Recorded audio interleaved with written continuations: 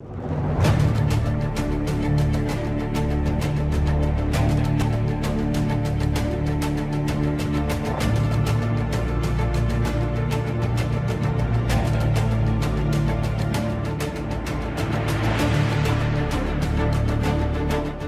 गई, अब बेटा भी मरेगा 2 दिन में। ये शब्द किसी फिल्म की कहानी नहीं, बल्कि ऐसे परिवार को मिले धमकी भरे पर्चे के हैं जिसकी बेटी ने हाल ही में नीट की तैयारी के दौरान जान गंवा दी। छात्रा की मौत का दर्द अभी ठंडा भी नहीं पड़ा था कि परिवार को मिले इस धमकी ने पूरे इलाके में सनसनी फैला दी। आखिर कौन है जो शोक में डूबे परिवार को डरा रहा है? क्या ये आत्महत्या का मामला है या इसके पीछे कोई और साजिश? बिहार की राजधानी पटना में नीट की तैयारी कर रही छात्रा की संदिग्ध मौत के बाद अब उसके परिजनों पर भी खतरा मंडराने लगा। अपनी बेटी को इंसाफ दिलाने के लिए आवाज उठाने पर उसके परिजनों को लगातार धमकियां मिल रही। हैरानी की बात तो यह है कि परिजनों को पुलिस सुरक्षा भी मिली। इसके बावजूद आरोपियों के हौसले कितने बुलंद हैं, इस बात से अंदाजा लगाया जा सकता है।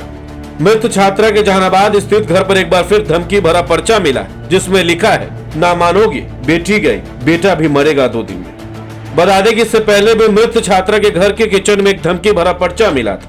उस पर्चे में लिखा था कि ज्यादा तेज बनोगे तो उठा लिए जाओगे। वहीं अब ताजा पर्चा मिलने के बाद परिजन दहशत में। हैरानी की बात तो यह है कि पुलिस सुरक्षा होने के बावजूद अपराधियों का मनोबल कितना बढ़ा हुआ है।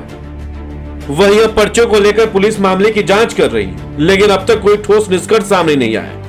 दरअसल नीट छात्रा की संदिग्ध मौत के मामले में उसके परिवार को लगातार मिल रही धमकियों का सिलसिला थमने का नाम नहीं ले रहा। ताजा घटना में मृत छात्रा के घर के किचन में फिर से धमकी भरा पर्चा फेंका हुआ मिला, जिससे परिवार दहशत में है। जानकारी के मुताबिक पर्चे में साफ शब्दों में लिखा था, ना मानोगे, बेटी गई, बेटा भी मरेगा 2 दिन में। इस धमकी के बाद संवेदना के माता पिता और अन्य परिजन बेहद भयभीत हैं। छात्रा के परिजनों को शनिवार के बाद अब दूसरी बार धमकी भरा पर्चा मिला है, जिससे परिवार में दहशत का माहौल है। इस बार पर्चा सीधा घर के अंदर फेंका गया। इससे पहले शनिवार को भी किचन की खिड़की पर एक पर्चा मिला था, जिसमें चेतावनी दी गई थी कि ज्यादा तेज बनोगे तो उठा लिए जाओगे, मार दिए जाओगे। इस मामले में मृतका के पिता का बयान सामने आया है। उन्होंने गाँव के ही लोगों पर ऐसी हरकतें करने की आशंका जताई। उनका कहना है कि ऐसा प्रतीत होता है कि गांव के ही किसी व्यक्ति ने इस कृत्य को अंजाम दिया। उन्होंने पुलिस पर मामले को गंभीरता से नहीं लेने का आरोप लगाया और परिवार की सुरक्षा को लेकर चिंता जताई। परिवार का कहना है कि यह लगातार दूसरी बार है जब घर के अंदर इस तरह का पर्चा फेंका गया। परिजनों ने बताया कि इससे पहले भी एक धमकी भरा नोट मिला था, जिसमें पूरे परिवार को जान से मारने की बात लिखी गई थी। आज जानकारी मिली कि आज भी पर्चा मिला है, धमकी भरा पत्र।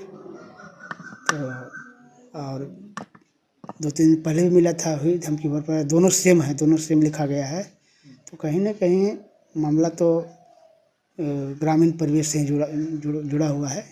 बिना गांव के लगले कोई भी व्यक्ति हो, बच्चा का द्वारा लिखा गया है, तो इसमें कोई बड़े बड़े लोगों का हाथ है। अब कौन है, क्या है, ये तो प्रशासन की जिम्मेदारी है।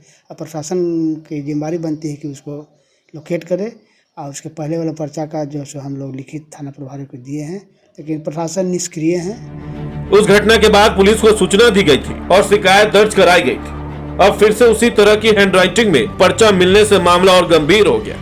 मृतका के पिता ने प्रशासन और सुरक्षा व्यवस्था पर चिंता जाहिर की। उन्होंने बताया कि घर की सुरक्षा के लिए दिन में चौकीदार तैनात रहता है और बाहर पुलिस बल भी मौजूद है। इसके बावजूद घर के अंदर धमकी भरा पर्चा मिलना बेहद चौंकाने वाला और डराने वाला है। पिता के अनुसार उन्होंने पहले मिली धमकी की जानकारी स्थानीय पुलिस और सीबीआई टीम को दी थी, लेकिन इसके बावजूद दोबारा ऐसी घटना होना सुरक्षा में बड़ी चूक की ओर इशारा करता है। इधर नीट छात्रा संवेदना की मौत मामले में केंद्रीय अन्वेषण ब्यूरो सीबीआई की टीम एक बार फिर जहानाबाद पहुंची। जानकारी के मुताबिक 3 दिन के भीतर यह दूसरी बार है जब सीबीआई की टीम जांच के लिए यहां आई। इस दौरान टीम मृतक छात्रा के भाई को अपने साथ पूछताछ के लिए ले गई। हालांकि कुछ घंटों के बाद सीबीआई की टीम छात्रा के भाई को लेकर वापस पहुंची और जांच करती रही। मामले में लगातार नए तथ्यों को खंगाला जा रहा है। परिजन और स्थानीय लोग जांच से जल्द सच्चाई सामने आने की उम्मीद जता रहे हैं। गौरतलब है कि पिछले महीने पटना के शंभू गर्ल्स हॉस्टल में नीट की तैयारी कर रही छात्रा बेसुध अवस्था में मिली थी। जानकारी मिलने के बाद उसे अस्पताल ले जाया गया, लेकिन उसकी मौत हो गई। परिजनों ने दुष्कर्म के बाद हत्या की आशंका जताई थी।